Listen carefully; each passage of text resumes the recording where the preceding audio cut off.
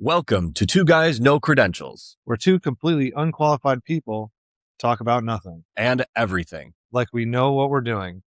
Spoiler, we don't. Oh man, we're here. Hey, do I look funny? Do I look weird? I'm not sure you want me to really answer that. Do I look crooked today, don't I? Do I look I like don't know. Do I look like a No, crooked person? You look normal. I know some cricket people. You don't look like them at all. Oh, you're just used to it. Yeah. Doesn't faze me anymore. No. No. Oh, you know what's going on here? I know exactly. I'm like fucking George Costanza right now, sitting on my giant wallet. Look at this fucking thing. It's like the Gutenberg Bible. Yeah, that's too thick. Yeah. There's documents in there you don't need to have in there. Well, I'll take out the hard candy. How's that? That'll free up some space. Just keep some Werther's originals in your wallet. Yeah, absolutely. They're just constantly warm. I'm so thirsty. Yeah, dude. Yeah, I don't know why. Dude, I'll tell you this much. I could not sleep last night. I just could not get tired. I could not fall asleep. And so I didn't actually go to sleep until like maybe 4:30, and alarm went off at like 5:30. Snoozed it a few times. So we're on the struggle bus today. But you know what? I got a ton of shit done at work. I'm still having a lot of energy. I'm still feeling great about it. Oh, that's good. I'm glad to hear it. I don't sleep very well most of the time. In fact, Sunday night, I woke up screaming. A night terror, bro? I don't know. I don't want to say it's a night terror because that makes me sound like a nerd. Like a yeah. But I woke up screaming, and that hasn't happened in a really long time. Dude, did Paige shit her pants? No. If I was next to you in that bed and you woke up screaming, I would shit my pants. She was concerned, but it was like, I'm tired. Let's go to bed. It's like, you woke me up. Why did you do that? Enough already. Again, yeah. Eric. And, yeah. And the crowd laughs. It's like, the sick. Yeah. Yeah. And then, I don't really have like much to like just back and forth. I don't know. I had, a leadership course today, and so far. Yeah, that sounds awful. Yeah, it was. Maybe it'll get better. It'll get better. We're staying positive. Yeah, maybe you got to get past the first season, and it really starts to pick up. The first season, I hope this bitch gets canceled. Me too. What a bitch. Yeah. All right, dude. It's not bad. Well, that's good. I'm glad it's not like bad, because I've been to those like conferences where you're getting nothing out of this. It's just, like, it's one thing if it's just kind of boring, but like the information's kind of all right. But some of those conferences were just, I got nothing out of it the whole time. They spoke for 8 hours about OSHA compliance. Ugh. I know. It was the whole day, and I was upset because I could have done I could have done my taxes, anything else. That would have been more fun than that. You could have done nothing. Ideally, I would love to have done nothing that day. But OSHA compliance? Ugh, why? You're telling me. First of all, who cares? Who gives a shit? Yeah, what's OSHA? To be honest with you, OSHA doesn't even care. No, OSHA doesn't care. Because we had a complaint, a disgruntled employee filed a complaint with OSHA. And so the people like told us they were coming and which day and time they were going to be there. So no big deal. And they got there like, yeah, everything's fine. There's a few problems, but you'll fix them. And they left. That was the whole thing. Yeah, you're doing your best. You'll figure it out. Yeah, that's funny. Oh, and that's the whole thing. All right. Wow. Okay. You got any updates? Yes, I do. Let's hear it. Let's go back in time a little bit. Okay? It's August. All right. August of 2025. We are sitting around in the garage, perhaps, and we're chit-chatting a little bit about sports. And then I say to you, you know what? This year, the Buffalo Sabres are going to win the division, but the Bills are not. I mean, I hope you just slapped me across the face and called me a little bitch boy. It depends on what we're drinking. Yeah, absinthe only. Because you must be hallucinating if you thought in August the Buffalo Sabres, who have been the worst team, well, not in sports because that's the Jets, but it's in hockey for a decade, 14 years. They won the division last night. Unbelievable run the boys are on, and I'm getting. You can call me a fair weather fan. Fine with that because it's true. I didn't stick around. I feel super happy for all my friends that were in it for 14 years. But man, what a crazy world we live in, where one of the best players in all of football couldn't get to the Super Bowl, didn't even win the division.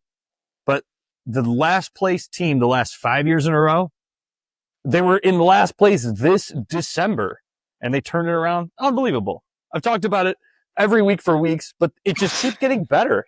But it just keeps getting better. They keep winning, and I don't understand what happened because they were losing. The team, there was no difference in the roster. They just fired the GM. Like that guy had anything to do with what's going on the ice. It's unbelievable what's happened. And dude, they are going to make some noise in the playoffs, and we'll see what happens.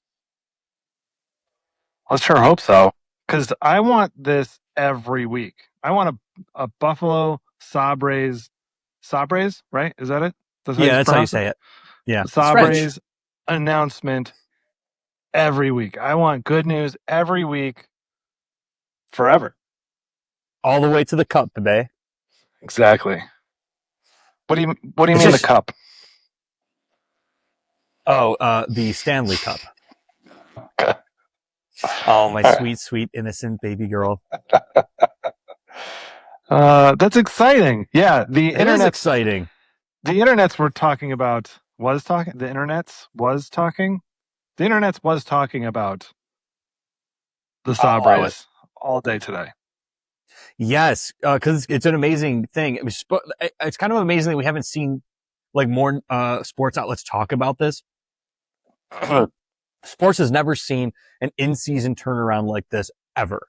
And I don't know. It's like we need to make a movie about this eventually because this is crazy. I think what else was really fun today, like with the Sabres, is their administrative department, like their marketing team, had a goddamn field day. I don't know if you saw any of this. Oh my God. They had social media posts and it's just like photos of what will look like receipts and everyone's tweets about how terrible the team is this year and how they're not going to make the playoffs again. And they just sent that out there. They use everyone's name and Twitter handle. Awesome. Absolutely awesome. Let's fucking go. Grade A. And then there's a guy at Barstool. He talks hockey all the time. I forget his first name. Adam Whitney, maybe. He makes Pink Whitney. The drink is his. And he was talking about the Sabres just this year, that the Sabres have, and I quote, a 0.000% chance of making the playoffs this year. So the Buffalo Sabres purchased 2 billboards with his face on it and his quote, and on the side of it, it's division champs. Awesome. Nailed it. Give that social media team a raise because they're having fun now. Do you know how hard it must have been for 14 years for that PR team to drum up fans? Right. Jesus Christ. Oh, man. But let's just talk about, so this guy, he makes Pink Whitney. I don't think he makes it like in his garage, but Pink Whitney's his drink. Yeah. So it's his drink.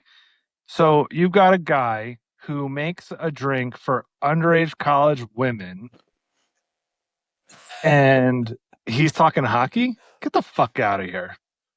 I already don't like he him. might be a former NHL player. And I want to point out any hockey fan that might watch this, we have no credentials, okay? It's not like I did my homework about this. I don't know who the hell this guy is. I know his name. I know that, and, extrapolating that his last name is Whitney and the drink is pink Whitney. It's made by Barstool Sports. This guy works at Barstool Sports, and either they're connected or this is one hell of a coincidence. Oh, okay. All right. It tastes like shit, by the way. Yeah, that's the best part. Yeah. Wow. I mean, could you imagine if they made it good? Who would drink it? Not me, because I can't drink for shit. Yeah. Talk a lot about that episode 5. Yeah, but you know what? I'm man enough to admit it, so that makes me more of a man than Whitney. Yeah, it's a girl's name.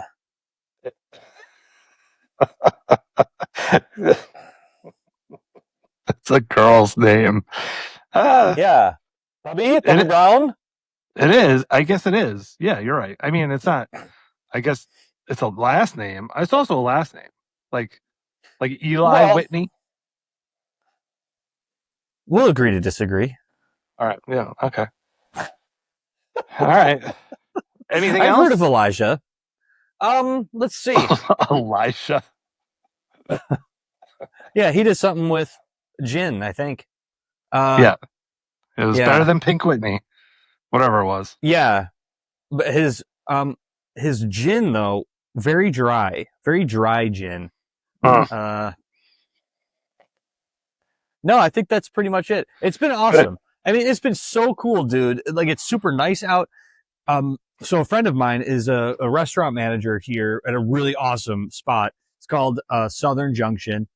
They do this like really cool fusion of Indian and American barbecue. The flavors go together so well. It's very delicious. He was like talking with a bunch of other restaurant owners. They have no clue what's going to happen.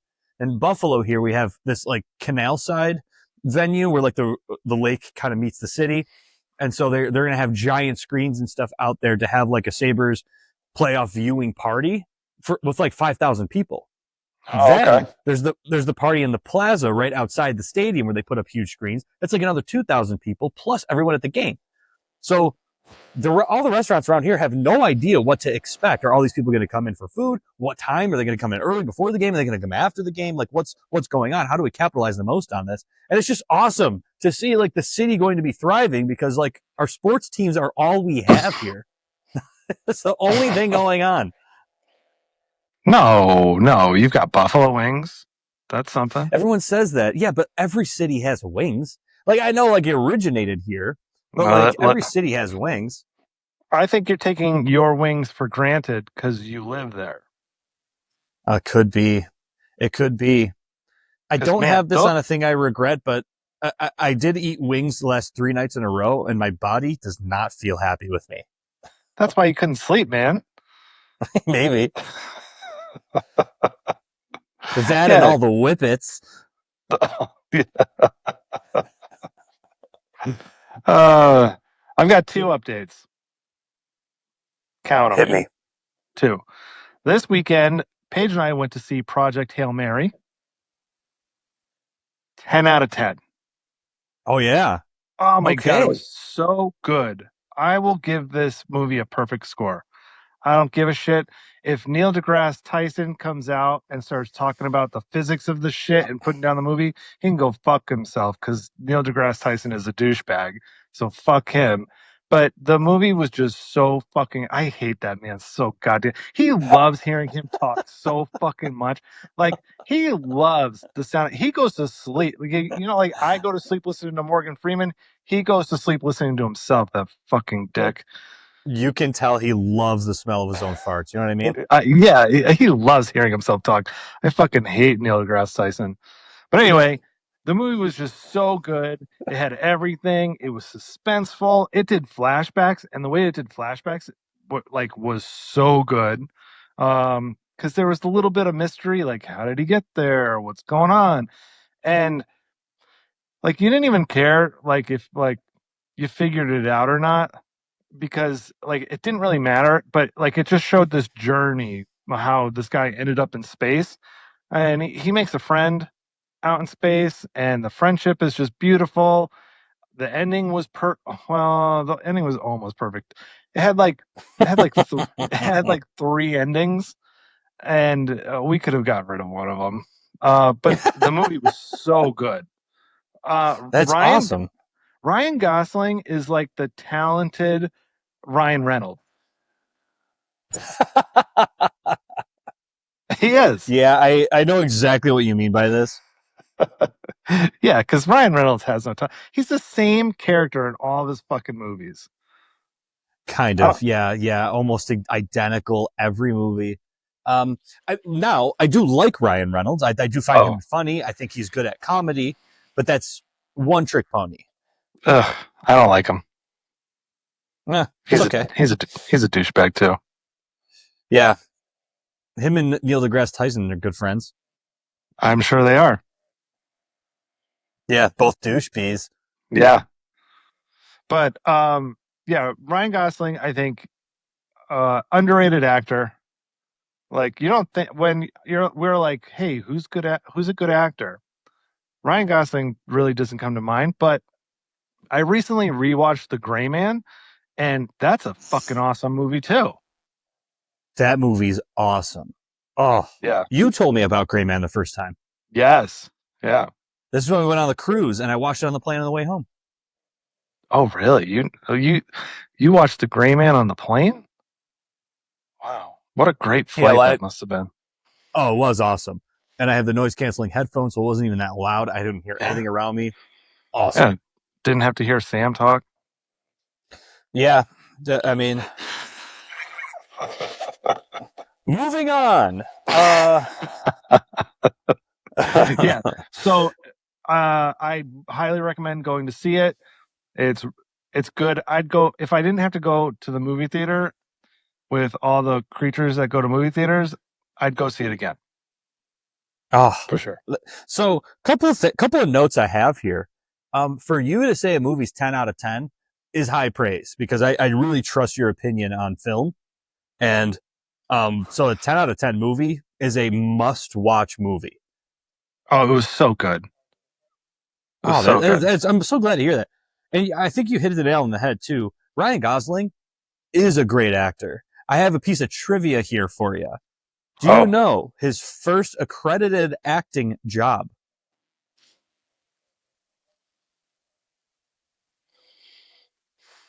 I should know this.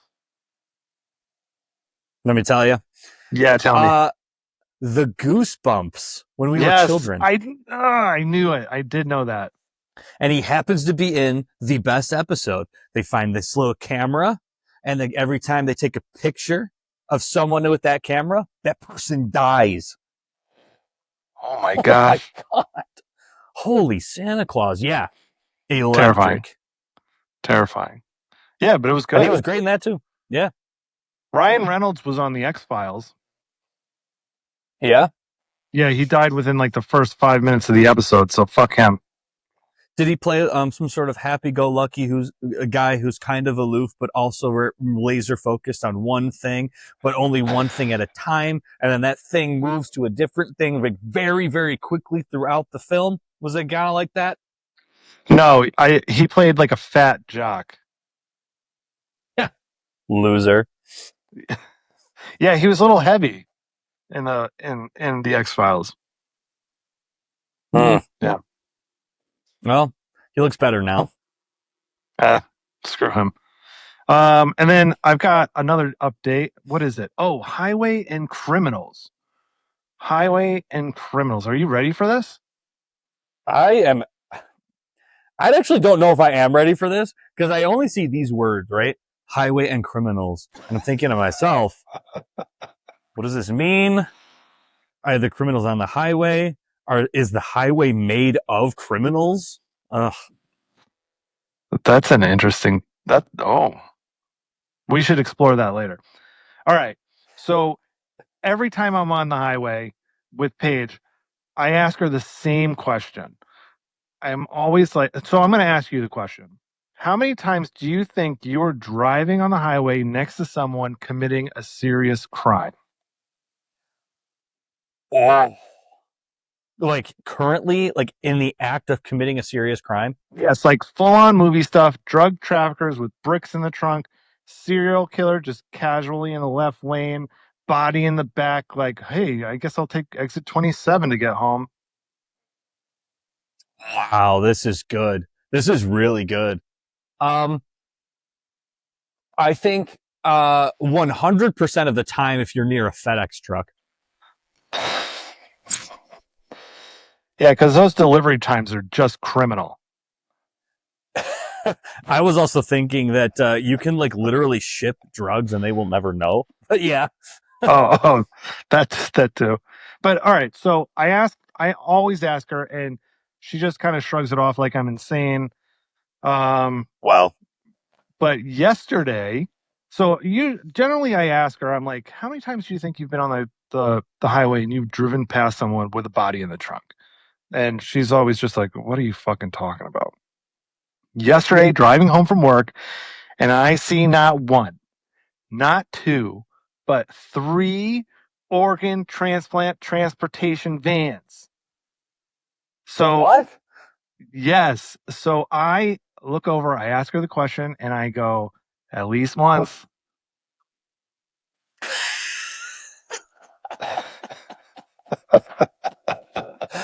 dude, nailed it. I mean, the perfect execution. Oh, good for you. There's only a few times in our lives where we have that perfect moment. I know. Good for I you. was ecstatic. But hey, let me ask you. What kind of crimes do you think you've driven next to? Wow. Okay. So I think if you're driving around like Buffalo or like the North towns, you're dealing with non-violent crimes mostly. Like this person's definitely like day trading right now on the road. And they're like, you know, it's a little insider trading shit happening for sure. Like weird crimes like that. As soon as you get to Niagara Falls, it's kidnapping.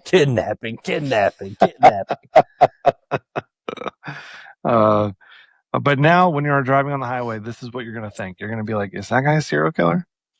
Does that person have a body in the trunk? All I'm going to think about. You're welcome. This is so great for me. Every time I'm in the car with somebody, this is the only thing I'm going to talk to them about. See that guy over there? 3 felony counts of battery.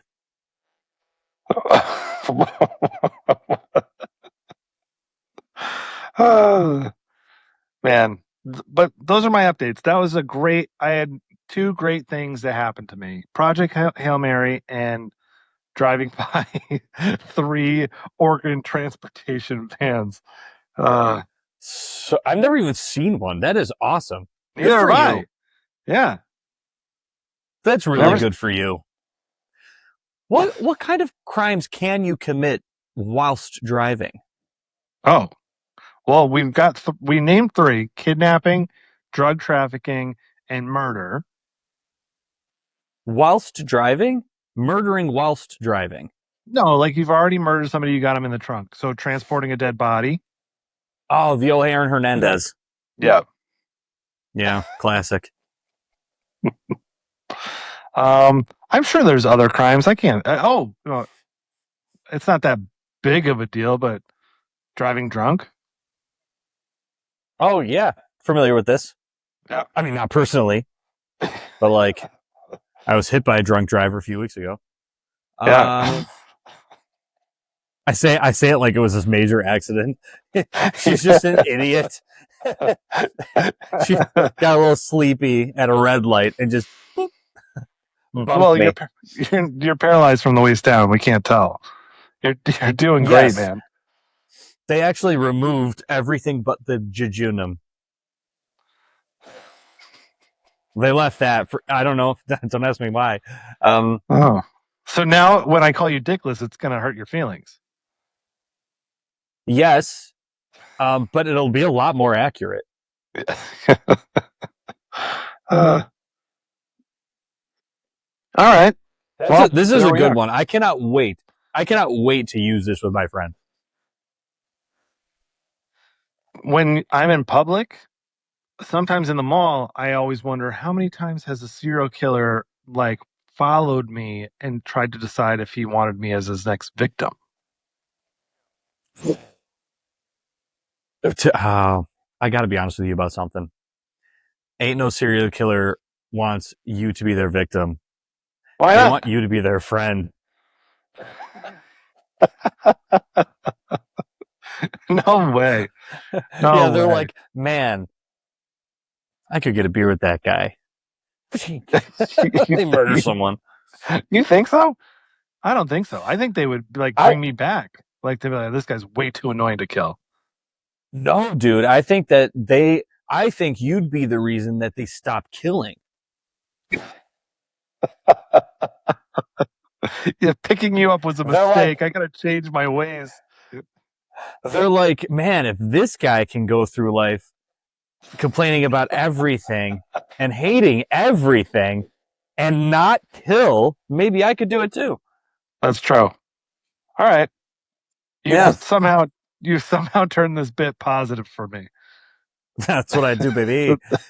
I do have a thing on serial killers real quick. I think I've told you this story before, but it's worth repeating. So I was born in 1993, okay? Oh. The same year that everything about Jeffrey Dahmer came out. It was big news. Big news.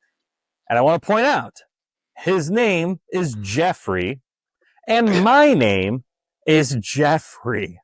So when I found out that in 1993, this is when this came out, this was big news, I had to feverishly Google dates and figure out, did my parents name me after they heard the name Jeffrey Dahmer? Well, then the name It turns out. It was in the zeitgeist, you know, so they kind of absorbed it and we're like, oh, that's a really good name. I wonder why I like it so much. Yeah. Yeah. I was like, oh my God, don't tell me. Don't tell me that I'm named Jeffrey because Jeffrey was a popular name in 1993. Turns out I beat him by like 3 months. Yes. Yeah, that's true. I actually, man, I don't even want to say this now. I remember when all this happened. Yeah. Yeah, because I was 10. Yeah. So could you imagine? Okay, us right now, I am an infant and you're 10, and we're just on a podcast together. Oh my God. Tonight I'm making an AI video. It's just so weird to think about though. Like as you get older, the age gap matters much less, you know? Like, Yeah. But when you rewind it, it's a little bit nuts. Yeah, it's a little weird. Like, so I was in kindergarten when you were in high school. Yeah. Can you imagine a freshman in high school hanging out with a kindergartner? I would have a lot of questions. There's nothing wrong with that. I've done it. I mean, I know. So nobody thinks twice about, me and Paige. But then when I say that, I was in high school when she was 4, people started like going, that's a little weird.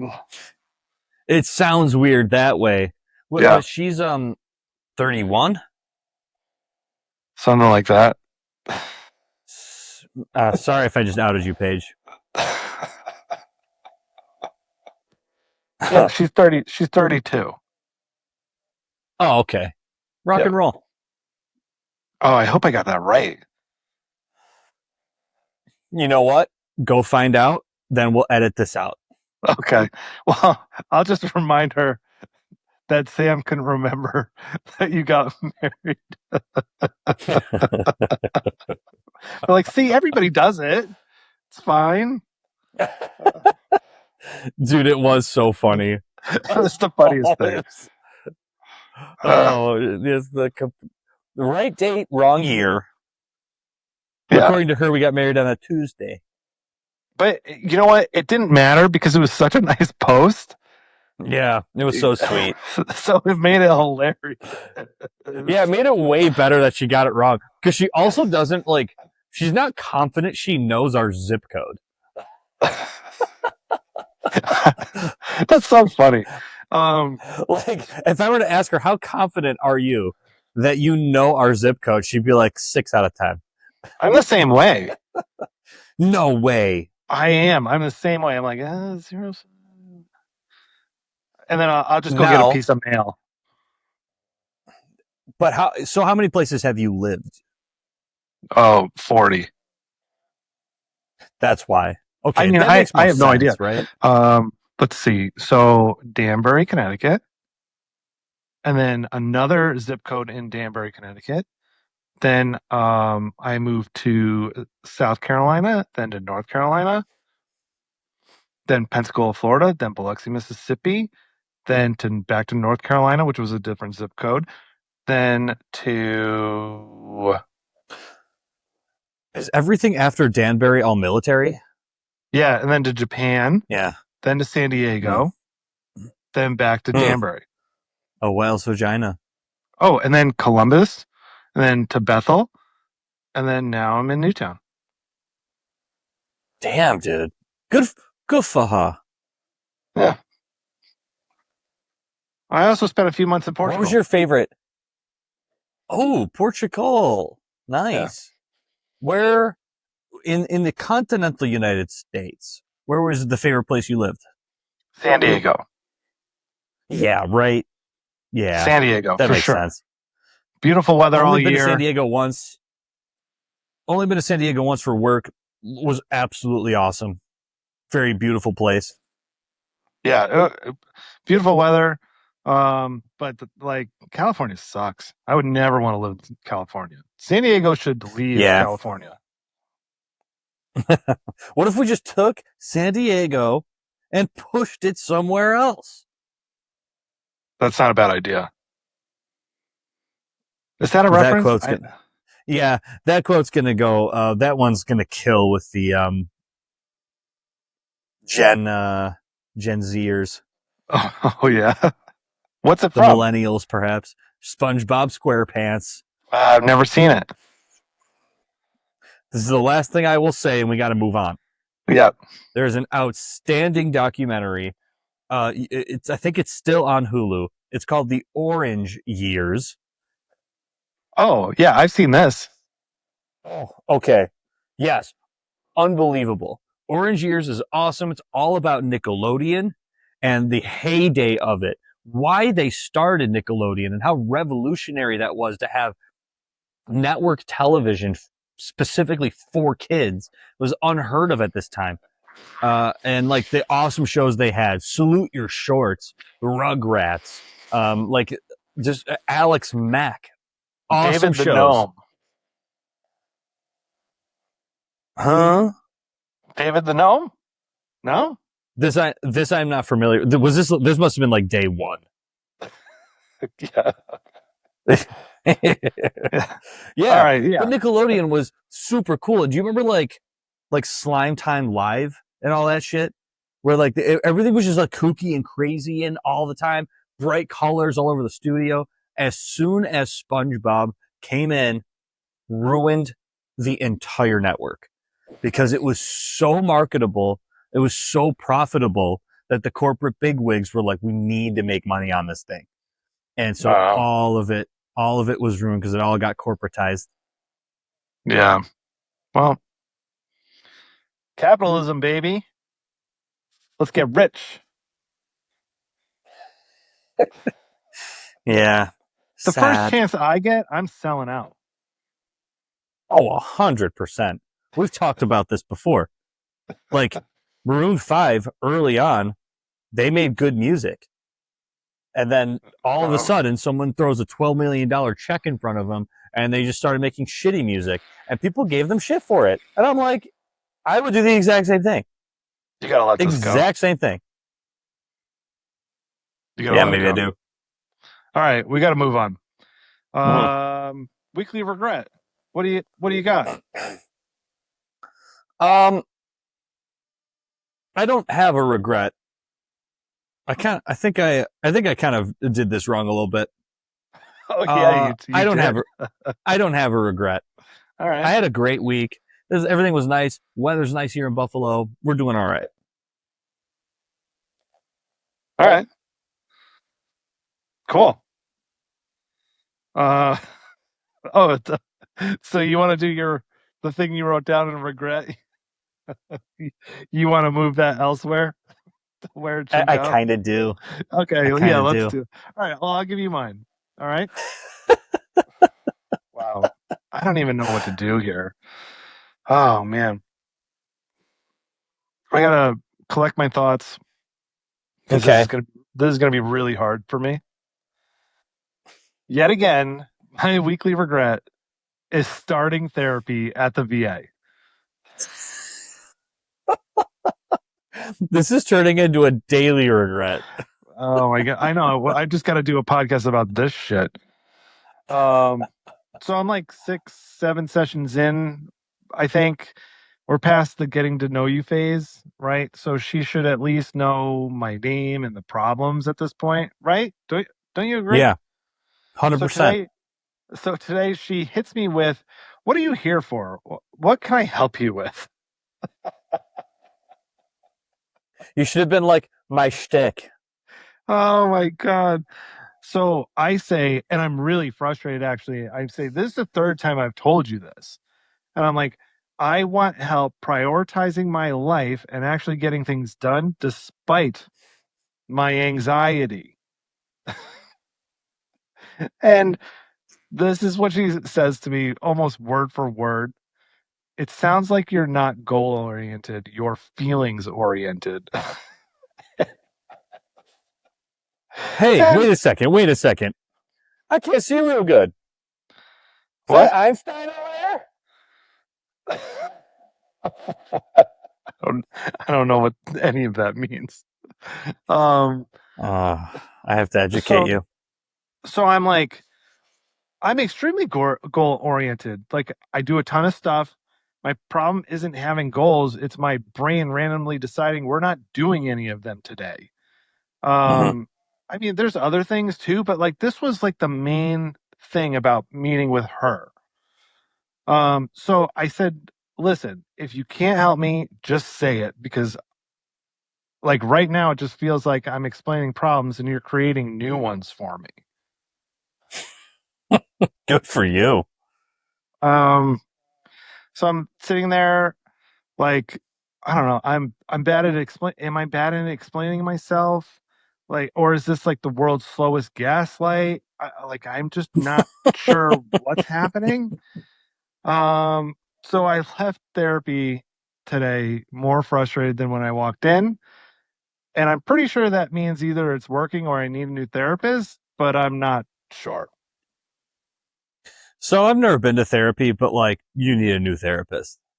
Oh God, I know. If there's anybody out there that knows somebody, let me know. I mean, I know people. I hope she doesn't see this. I hope she does.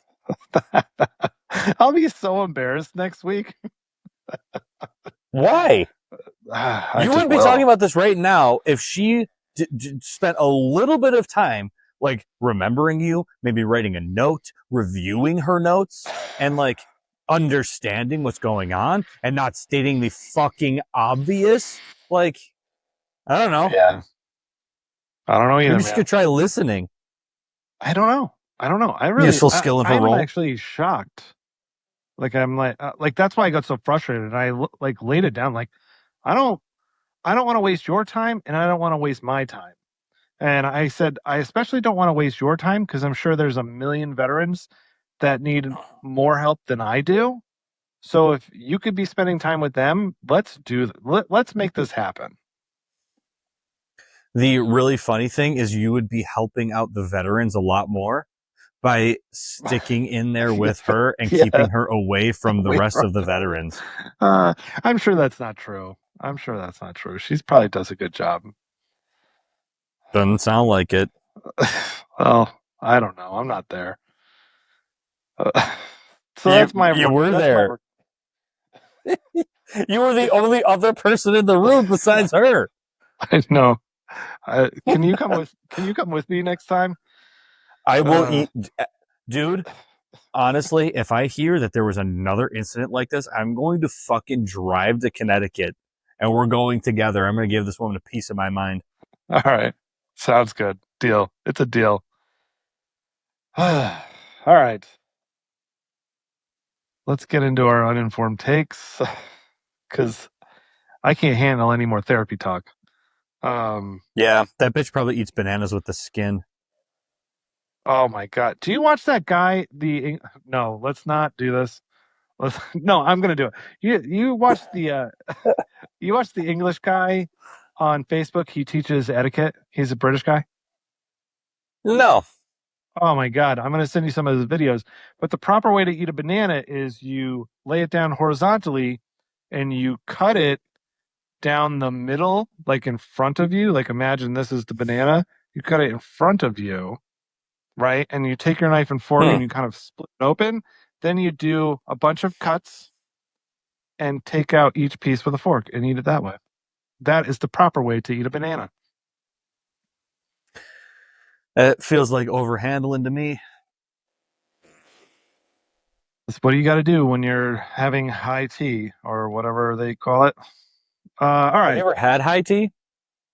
high tea. Mm-hmm. I've had weed tea. Does that count? Good for you. Yes. All right, let's get into it. You go first. I'm not All even right. giving you. I'm not giving you a choice. I love this. Take control of the situation here. Okay, so something that is just extremely funny. I find this whole thing extremely funny. I already And think it's I don't funny. know how else. I don't know how else to think about it because it's just like it's not even that surprising. It's just the absurdity that continues to be the Donald Trump administration. I truly believe he did this all on his own. I think he went to ChatGPT, made himself an AI photo of him as Jesus Christ handing out food or whatever to the people. No, he put his hand on somebody and healed them. Yes, that's what it was. Yeah. Well, obviously, there's outrage about that. My favorite part about it is when questioned, did you create a photo depicting yourself as Jesus? He goes, I thought it was a doctor. I thought I was being a doctor. But that still makes no sense. Yes, doctors heal people. But it doesn't. Why would he be one? You're not one. It doesn't make any sense. Makes perfect sense. It's so funny. It's just. I thought it was a doctor. I thought it was a doctor. Was it going to be a doctor? I'm a great doctor. I'm like, what is he doing? What? First of all, you're lying. Like you don't look at that photo and think, oh, doctor. You know, you look at a doc. If you're looking at something and they got a stethoscope, you're like, doctor. He's wearing, Unless it's a veterinarian. If it's a veterinarian, I'm like just fake doctor. Yeah, just animal doctors. Very different. They don't know like anything about social studies. There's like 6 people that are going to get that reference. So, all right, let me ask you a question about this, okay? Yes. Are you more upset about the blasphemy, or are you upset that he said he was a doctor? I don't think I'm upset at all. I think can I quote Jerry Seinfeld? You can quote whoever you like. I'm offended as a comedian. Yeah.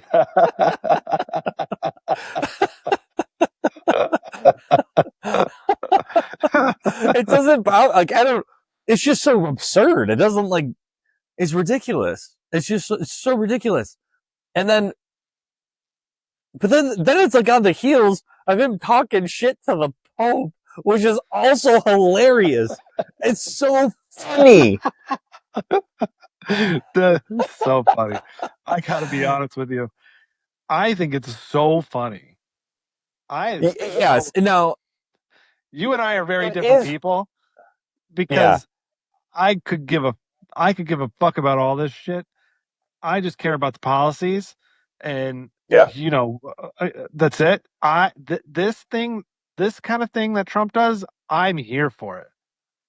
Like I could, if he was like, all right, I'm not going to make any more policy decisions, but I'm going to continue to like tweet and make memes.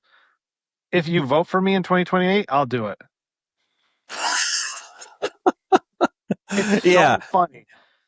That's where that is where definitely where we differ, because I know for a fact he is not doing it to be funny, which is why I think it's funny. It's hilarious. I don't want to get into another tariff thing, but how do you know for a fact he's not doing it to be funny? Because there's no joke. He just posted the photo. Can I tell you what the joke is? Yeah. The fucking liberals go crazy over this shit. Well, this one hit the Christians too.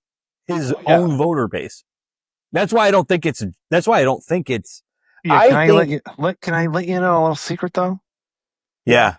I'm gonna whisper this. Okay. Because I don't want to upset anybody. Those Christians, they think he's Jesus. Oh. Yes, that's exactly what I was going to say. Exactly what I was going to say. So he puts this photo up there because he's like, "Oh, my supporters, those morons are gonna love this." Don't call them morons. But that's what he think. I think that's what he thinks. I don't think so at all. I think he's trolling the fuck out of all of you. No, he's not. Because he's not funny enough for that. If he was like funny enough to actually troll people in that way, then he would have done it more on The Apprentice. He's just an asshole. Dude, Donald Trump is absolutely a comedian. He's so funny. He's got. But it's not intentional. No, it absolutely. It's not intentional. What do you mean it's not intentional? Like, do you think the people who get up are like this is intentional? Like when they're going to be comedians, like they have a talent for it. Like he's got a talent. It's absolutely. He's got great timing. It's absolutely. He knows how to change his tone for things, but he's hilarious, dude. I think. Well, to address the comedian thing, yeah, it's absolutely intentional. They get up there and they absolutely intend to make jokes and do it like very specifically with very specific words to be funny. Yeah, but he has. But now, what I will say, they won't be funny if they don't have any talent. I mean, that's a fair point. Like Dave Chappelle could write me a ton of jokes, hand them to me, and I could go on stage. None of them are landing. Yeah, of course. But I also never found Trump funny because he is good at comedy. I've always found him funny because I genuinely believe his absurdity. Like, and I'm not even talking about him as president. I'm talking about him like just being pissed off at Rosie O'Donnell in 2005. That shit was hilarious, but not. I don't think he intended it to be hilarious. He was just standing in front of anybody who would listen, any camera that would face him, and call Rosie O'Donnell a pig like 14 different ways. Hilarious. I think he's funny. I do. I think he's hilarious. But that's the thing. Like in 3.5 years, I'm not going to think he's hilarious anymore. It's just going to be like, all right, dude, you got to pack it in. Go away. It's time. Yeah. Let's stop. Unless, somehow he gets a third term, in which if he decides, hey, I'm not going to do any more policy stuff, I'm just going to make jokes, I'll vote for him. I'll do it. Well, to be fair, he doesn't really do any policy stuff now.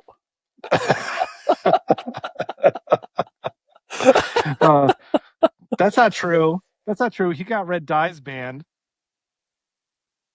I will say, like, as much as I fucking hate Donald Trump, there have been a few things that are not awful. And And like RFK, I think is an absolute joke, but Oh God, I think his know. intentions are pure. I think Oh he's my just such a God. moron. He's such a moron. It's terrible. Such a moron. Um, But like Canada, they don't use any preservatives in any of their food. And I will tell you, their ketchup tastes amazing. Yeah, all that fungus growing inside there, so good. Fuck. It's the only Yeah, way it I'll. is It's the delicious. only way I'll eat mushrooms. Um, because they're a fungus. Do you get it? I love that. So that was a great joke. That was a great intentional joke. We call it a slow burn because I had to think about it for a second, and then I got it, and I'm like, oh, yeah. So, can I? Since we're on our uninformed takes part, can we do a little politics real quick? Yeah, let's do it. All right. I just want to say, um, so up until the Venezuela thing, Mhm. basically, I was very happy with Trump and the border.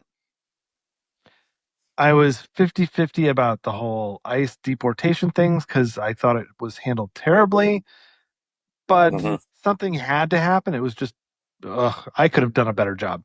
Um, but, and then on the other side, I thought his foreign policy up until the Venezuela thing, I thought he was the best president on foreign policy we've probably in my lifetime. And now I'm like, what is happening? Mhm. Like, what do we do? Like, what's going on? I just don't understand. Like, we have alienated all of our allies. And yes, we have replaced some of those allies with allies in the Middle East. He's now responsible for Canada, the person on the right losing. And now Turkey, the person he wanted to win in Turkey, is lost. It's all falling apart and it's very, very strange. And I'm really starting to wonder if he's got too many people around him telling him like this or that or whatever, like the fucking Lindsey Grahams of the world who are The things he wants to hear, you mean? no, just telling him what they want and he's starting to listen. I just don't know. The war in Iran, I'm just like, all right, sure. It was bound to happen sooner or later. They're an evil in this world. And a country like Iran should not be in control of the Strait of Hormuz, but shouldn't we have handled it a little bit better? I don't know. Yeah. Yeah. It's like action, and then let's figure out if we did it right or not. It's like there's a reactionary like problem going on, Right. But that to me, that's what for me, that's what I've viewed about Trump, even in his first term. And I think that things maybe weren't as bad as I maybe thought at that point, but like I have never seen him to be a calculated person. Like, let's think this through. Let's develop a plan. It's just like act now, think later. And I think it's finally catching up to him because I don't think we just alienated allies recently. I think we did that as soon as he imposed tariffs. That's like, I agree and disagree with that take. Just because, like he did negotiate some really good deals, especially in Asia, which one? and Europe, Japan, the car deal. Tell me about Japan. It's too long ago. All right. We'll do a whole episode on this. We'll All move right, on. yeah. It's too long ago for me to like call up the details. I just remember being like, "Oh, I really like this." There were some deals that he did in the EU that I was pretty happy with. What was happening with China, I was very unhappy with. Like what he did in India, where he raised the tariffs on India to punish them for buying oil elsewhere, pushed them into China's sphere. Didn't like that, you know. Anyway, I don't remember where we were going with this, but I don't know. It just like my issue now is you have screwed up this entire war in Iran so badly that even though you're completely obliterating this place, winning the war, it looks like you're losing because none of your friends are there to help you. That to me is a huge, huge problem. Yeah. All right. Yeah. But Donald Trump is Jesus. I'm okay with that. I mean, again, it is hilarious. Not because he was trying to be funny. I think that's what he thinks of himself. I think he thought his supporters would absolutely love it. And then when they had an adverse reaction, I just thought I was being a doctor. I'm a very good doctor. Touch anybody, anywhere they want. I'll touch them. I'm sure he's got soft hands. You know what? I bet you he does, because he hasn't done an ounce of manual labor in his life. I bet you he does have very soft hands. No, he worked at that McDonald's that one time.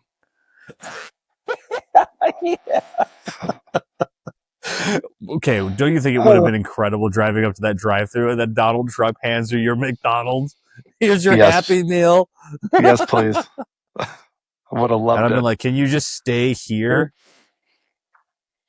So I don't really have an uninformed take, but I wanted to talk about something, but we're not going to have time for it because it's a huge subject. No, what do you mean? No, don't be sorry. It's a lot. I really want to talk about this. So I love this subject, so sneak peek for a future episode when we dive into this. Vaginas. Yeah, the mystery. Wait, no, the mystery. I pronounced aliens wrong. I'm sorry. Slip of the tongue. That means two things. Double entendre. But so we've got like a minute or two, but so I'll just share something with you that is along the vein of aliens. I have a few things on my supernatural bucket list. I don't know if you have a supernatural bucket list, but you should. 1, I would like to go searching for Bigfoot one day. 2, I would like to be abducted by aliens. I'm pretty sure I could annoy the fuck out of them that they would return me just like the serial killer. So I don't feel like I'm in any danger. Plus I don't mind getting probed. So,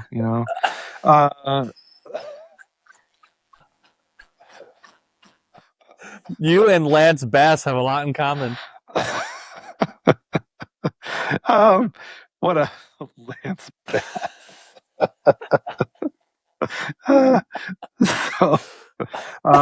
Number 3, I would like to be present during an exorcism. Number 4, I would like to be in a house that has a poltergeist. Wow. This is a hell of a list. Yeah, supernatural bucket list. Everyone should have one. All right. Well, we got to go to Salem and get one of these done. I've been there once. I didn't enjoy it. No? I've never been. No.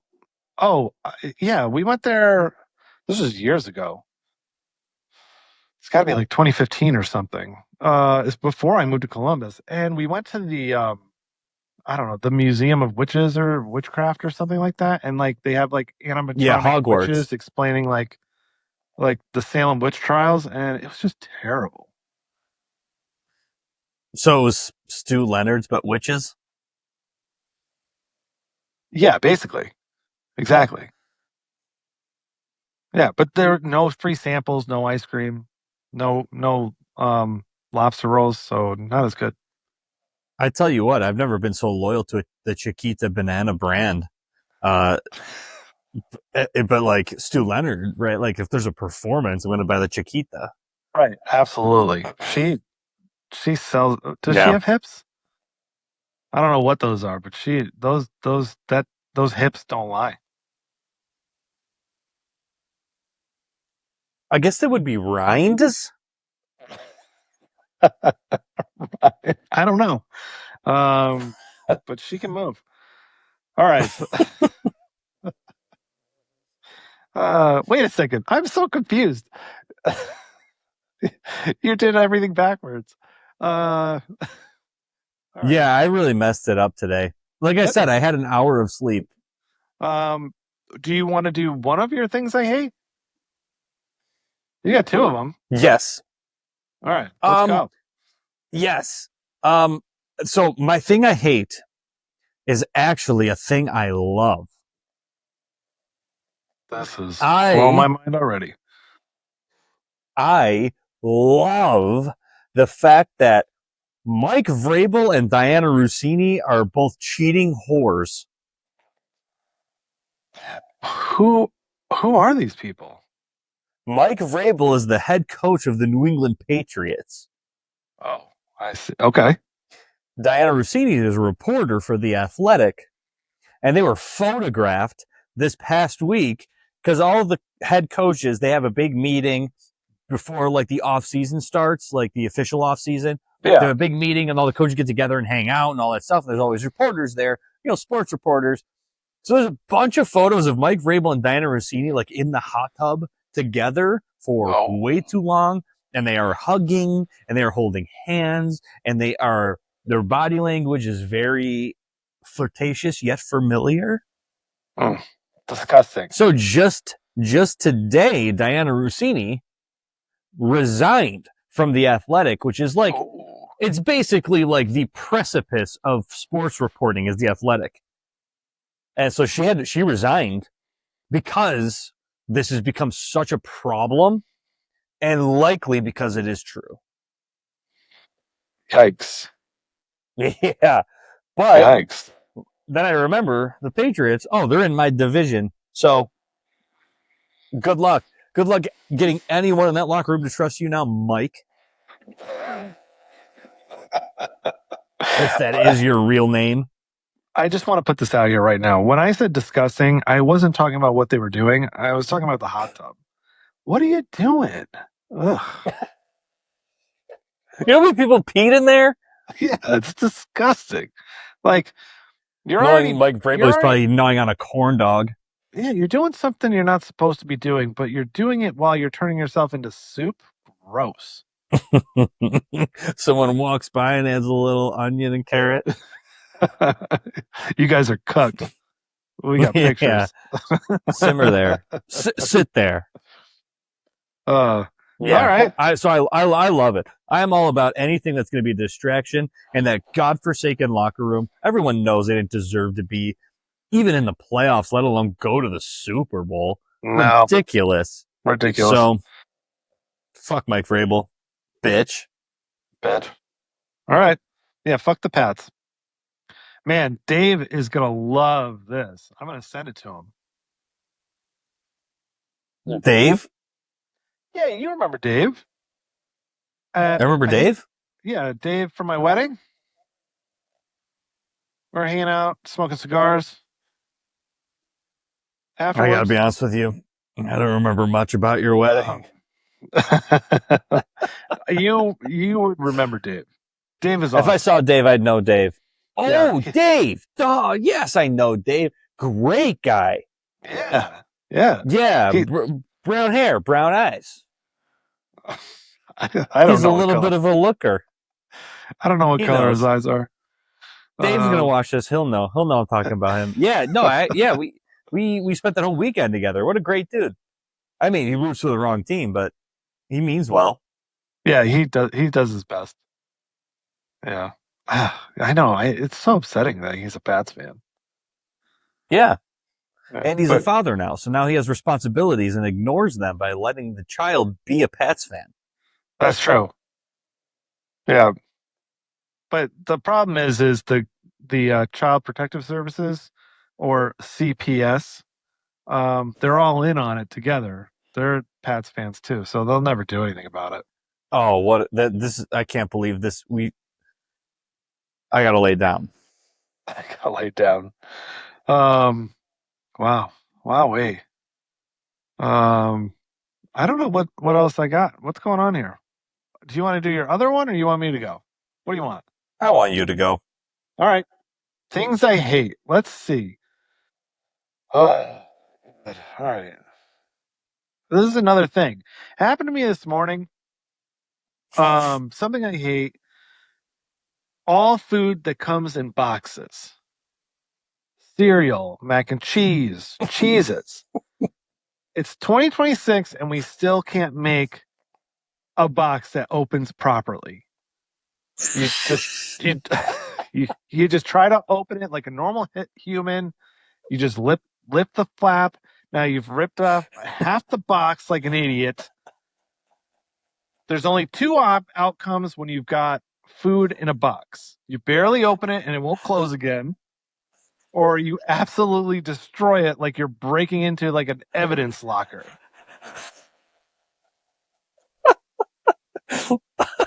I just don't understand it. Like, can't we do something here? Kraft mac and cheese. A good take. Kraft mac and cheese, forget it. The box disintegrates or it won't open. It's like Fort Knox. Cereal. It's even fucking worse.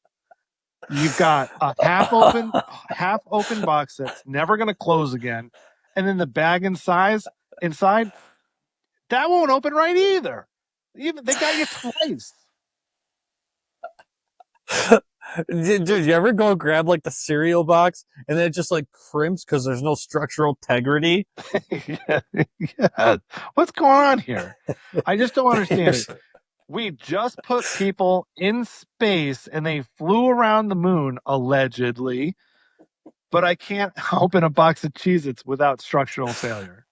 I just don't get it. You know what's funny is the Cheez-Its box is one of the ones that's like most structural integrity. Yeah, it's true. But is there still no structural integrity? Yeah, you keep saying integrity. This is such a good take, by the way. This is so right. I can't believe I've never thought of this or no one's ever talked about this. Yeah, everything in a box. Now, because I'm not a disgusting milk drinker, I don't eat cereal.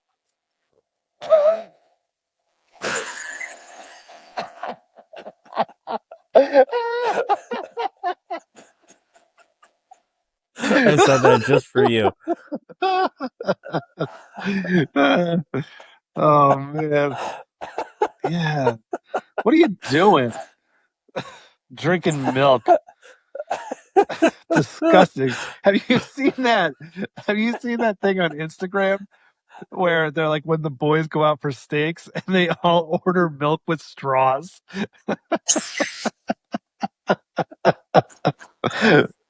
What's going on? No, it can't happen.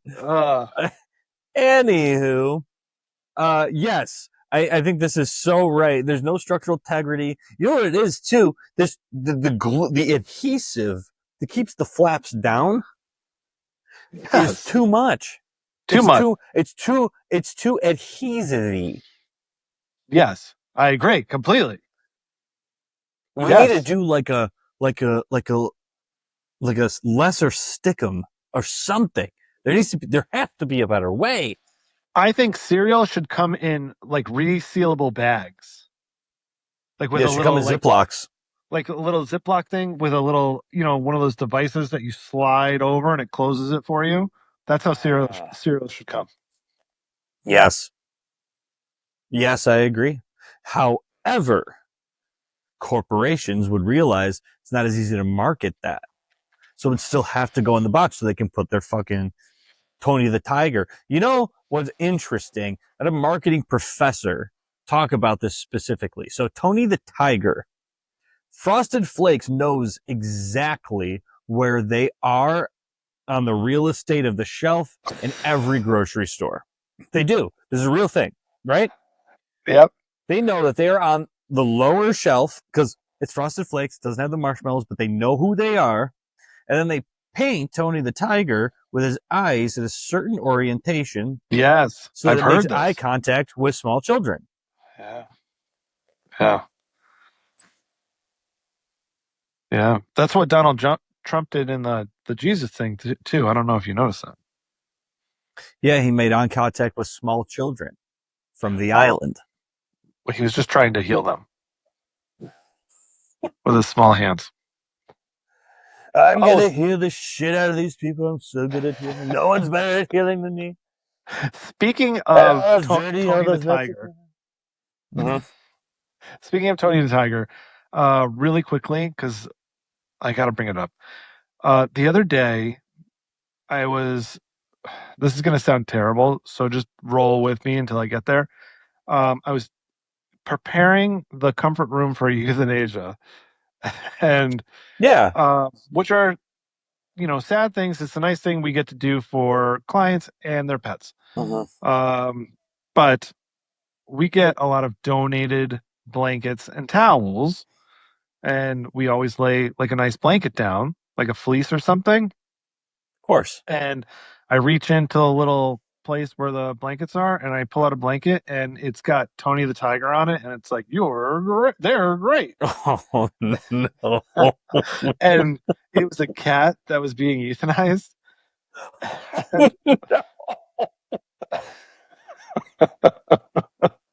So, obviously, my first thought was, I can't use this, but No. the picture of me putting it there and then bringing their cat out and putting it on there, struck me really funny. so I didn't go get them for 5 minutes because I was in back chuckling to myself, trying to get my composure. So funny. You're great. You're great. Oh, we laugh. But the euthanasia process for pets can be some of the most rewarding work that we do in veterinary medicine. Providing a really great service for good people.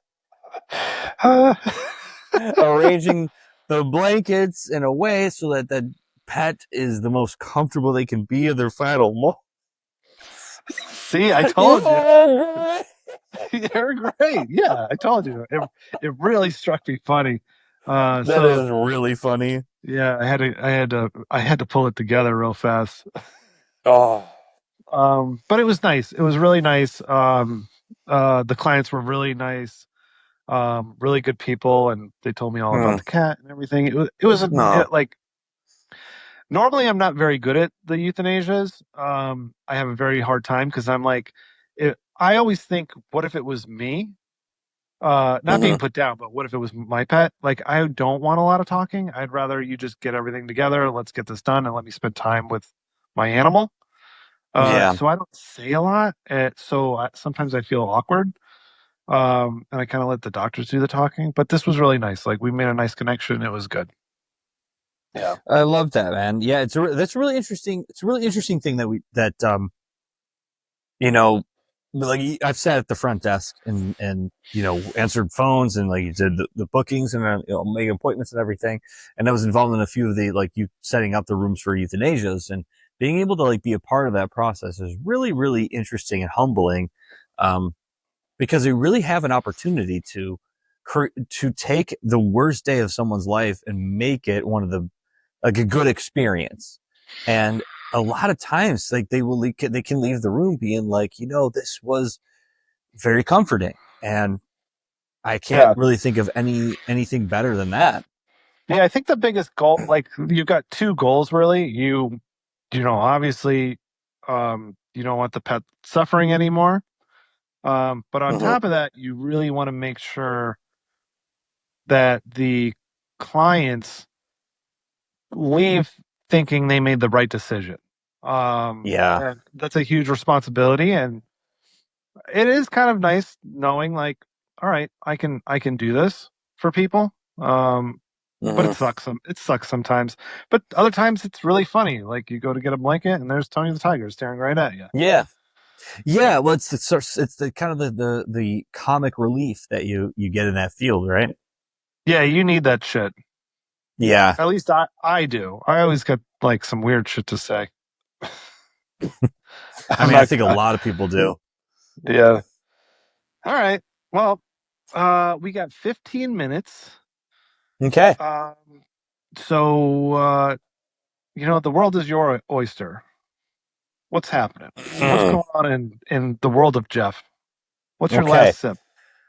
So, I don't think I've talked about this on the podcast before. I love golf. I play golf once a week, all summer long.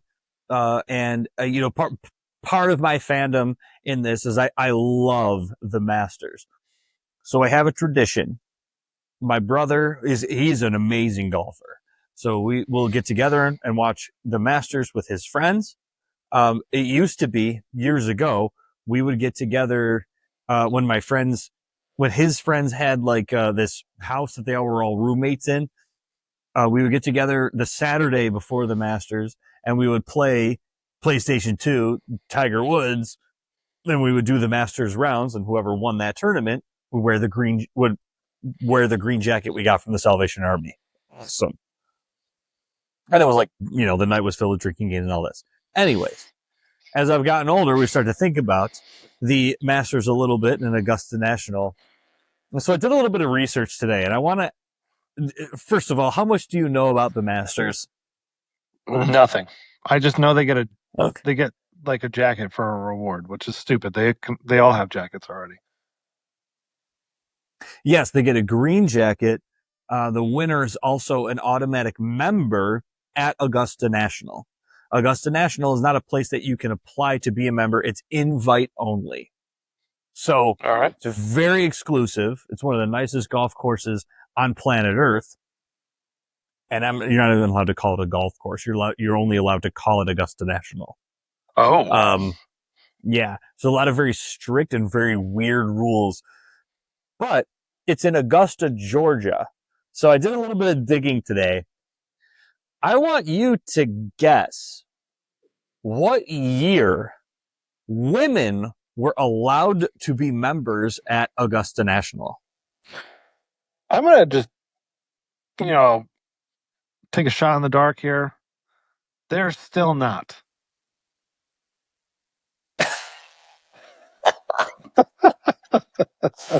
That's my guess. Okay. So the club was founded in the early 1930s, and women were allowed to join in 2012. Oh, I was pretty close. You were really close. Yeah, I was really close. All right. 2012, dude. What? Tidbit of information. The first female member, was Condoleezza Rice. Nice. Very nice. Very Rice. That's racist. Why? Against Asians. Her name is Rice. That's her last name. I'm just saying. All right. You're probably right. Also, okay. I want you to tell me when the first African American was allowed to be in the club. Another shot in the dark. They're still not. No, they are. Because Tiger Woods won the Masters many times. They kind of forced their hand. All right, that's good. That's good. Okay. It was like 1975. So think about that. That's think good. About that though. That is good. Yeah, that's good. But the poor women, they had to wait longer than the civil rights movement plus 40 years. Before being allowed to join this place. You gotta be kidding me. You can't force progress. It just has to happen, okay?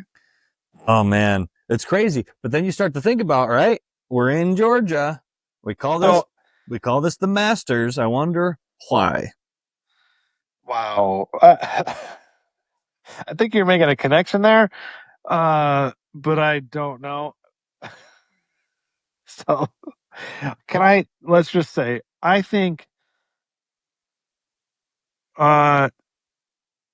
obviously 1975 is not good, right? For letting in black people, but at least it fucking happened. Not good. It's good that it happened. Not good beforehand. Not a good look, Augusta National. Yeah. The women thing, here's my can I do this real quick? I would love you to try. All right, let me be let me be offensive real fast. If this private club doesn't want women, should they be forced to have them? Shouldn't they be like, hey, it's 2012.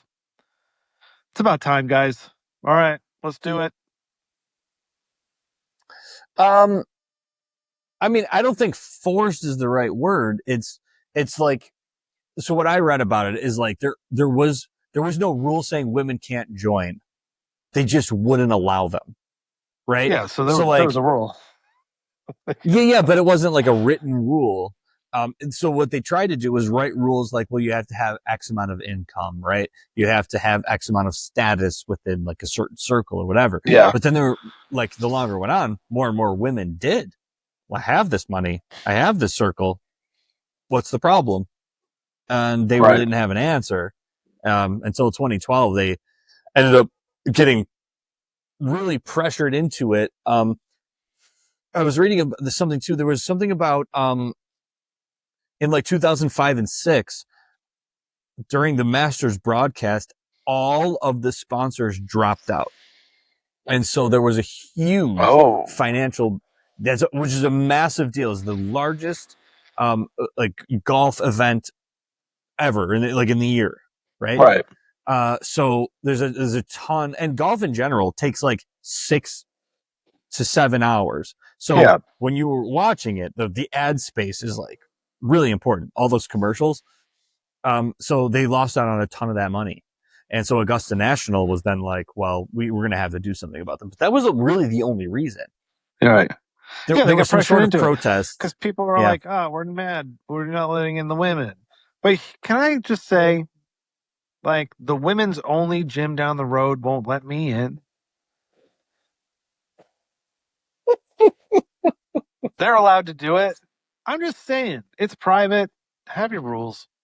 No, I mean, there are men's only like clubs, right? Like the Elks Lodge, or like, and actually, I don't know if the Elks Lodge is actually one of those, but like there are men's only like things, and that's fine. The problem is when it's a place that's that like famous and has that much notoriety, and all of like, I don't know, you're just having women at the course, but none of them are allowed to play. It's just like really weird. I don't know. Golf is dumb anyway. Agree to disagree.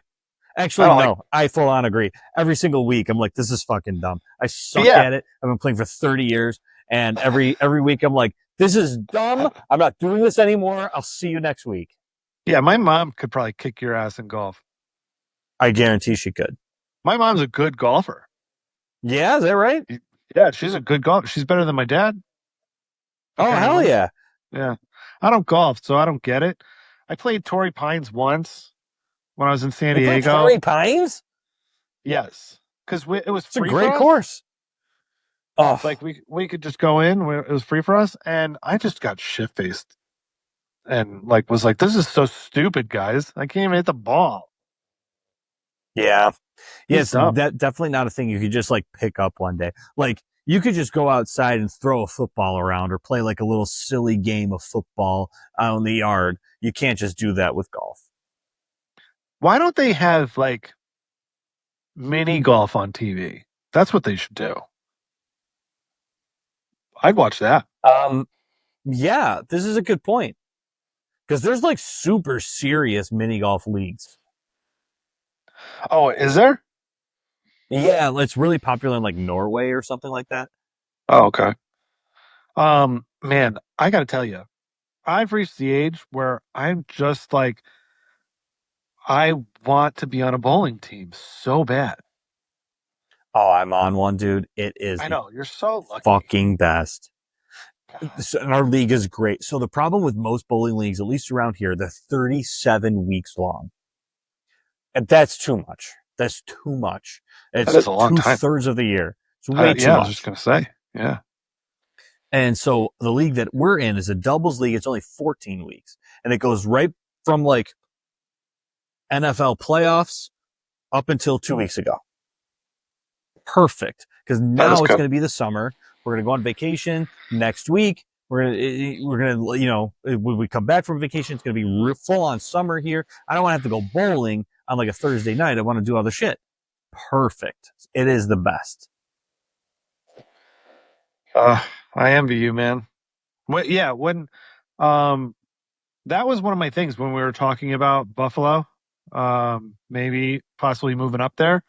Yeah. I even said to Paige, I'm like, if we go, I could probably be in a bowling team with Jeff, maybe. Like, we could make that happen. Like, and I was like, this is one of my dreams. And she's like, oh, God, bowling. She's like, what about our home and our careers? No, bowling. Bowling, yeah. The dude abides. Oh, man. I need to watch that movie because you've been saying so many references for The Big Lebowski. I got to watch it again.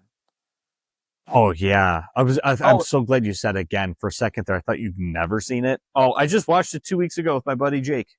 Oh, my God. I have to rewatch it. I haven't watched it in a couple of years. Have you seen what's the movie? Is it Kingpin? Kingpin, yeah, of course. The bowling movie? Woody Yeah, Harrelson. you seen that? Yeah. Oh, yeah. That movie is hilarious too. I love that movie. That movie's a good movie. Yeah. Yeah. It's a lot different, right? The tone is a lot different. I love the fact that he's like an Amish that's really good at bowling. That's a hilarious concept.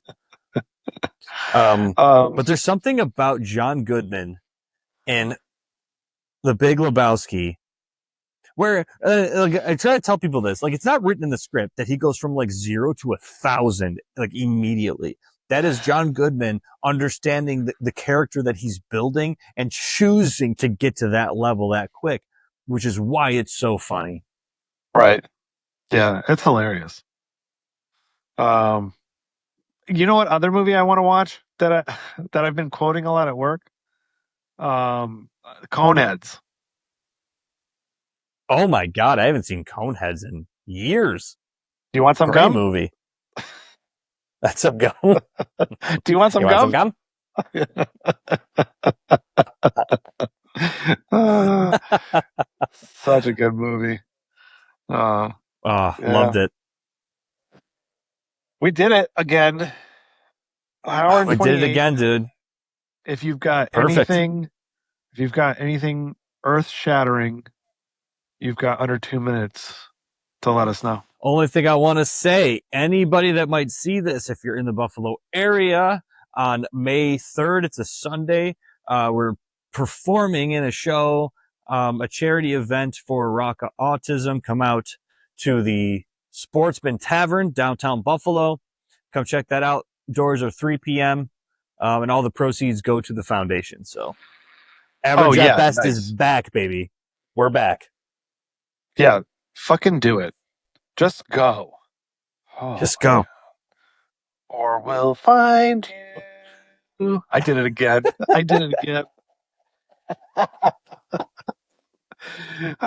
So I posted that clip real quick. I posted that clip on Instagram, and my buddy from the Marine Corps, he was like, "Wedding Crashers, fucking classic." And I was like, "Holy shit, you caught that from just We'll Find You."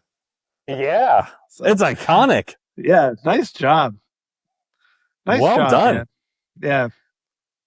Hopefully right. you watch the podcast and not just social media. No, nobody's watching the podcast. No. No, and nobody's looking at the social media either. Yeah, not even if there's a fire. No, there's no fire. Okay, we got to go. All right. Bye. Thanks, everyone. Boogie boogie. Woogie boogie.